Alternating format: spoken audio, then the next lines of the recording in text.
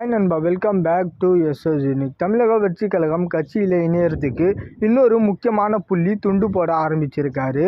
அதாவது தளபதியோட தமிழக வெற்றி கழகம் கட்சியில் மக்கள் மத்தியில் மிகப்பெரிய வரவேற்பு இருக்கு. ஸோ இதெல்லாம் பார்க்கும்போது மற்ற கட்சியில் இருக்கும் பெரு புள்ளிகள் தமிழக வெற்றி கழகத்தில் இணையணும்னு சொல்லிட்டு ஆசைப்படுறாங்க.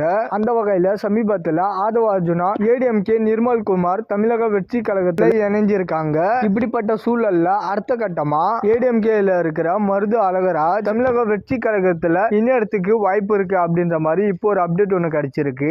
ஏன்னா மருது அழகராஜ் சமீப காலத்துல தளபதியை பத்தி புகழ்ந்து அவரோட சோசியல் மீடியா பேஜ்ல போட்டுட்டு இருக்காரு.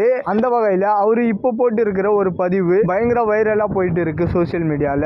அப்படி என்ன போட்டு இருக்காரு அப்படின்னா, புரட்சி தலைவர் வாத்தியார் என்றும் புரட்சி தலைவி அம்மா என்றும் அழைத்து நிகழ்ந்து மகிழ்ந்த ஏழை எளிய சனங்கள் விஜயை அண்ணாவா, அன்னை தமிழ் மண்ணை ஆளவா என அழைக்கும் காலம் தொடங்கிவிட்டது அப்படின்ற மாதிரி ஏடிஎம்கேல இருக்கிற மருது அழகராஜ் அவர்கள் அவருடைய சோசியல் மீடியா பேஜ்ல இப்படி ஒரு பதிவை போட்டிருக்காரு. இது மட்டும் இல்லாம தளபதியை பத்தி அடிக்கடி புகழ்ந்து போஸ்ட் போட்டுட்டு இருக்காரு. ஸோ இதெல்லாம் பார்க்கும்போது இவரு தமிழக வெற்றி கழகத்துல சேர்றதுக்கு துண்டு போடுறாரு அப்படின்னு தெளிவா தெரியுது. இந்த மருது அழகராஜோட ஹிஸ்டரி என்ன அப்படின்னு பார்த்தோம்னா, தேமுதிக கட்சியில இருந்து 2008 வெளியில வந்து அதிமுக இணையறாரு. அதுக்கப்புறம் 2021 சட்டமன்ற தேர்தல்ல அதிமுக சார்பா சிவகங்கை மாவட்டம் திருப்பத்தூர் தொகுதியில போட்டியிட்டு தோல்வி அடைஞ்சாரு. இதுக்கு முன்னாடி 2006 சட்டமன்ற தேர்தல்ல அதே திருப்பத்தூர் தொகுதியில தேமுதிக சார்பா போட்டிட்டு இருக்காரு. இந்த மருது அழகராஜா அம்மா ஜெயலலிதா அவர்கள் உட்பட நிறைய அதிமுக அமைச்சர்களுக்கு மேடைகள்ல பேசுறதுக்கு உரை எழுதி கொடுத்திருக்காரு.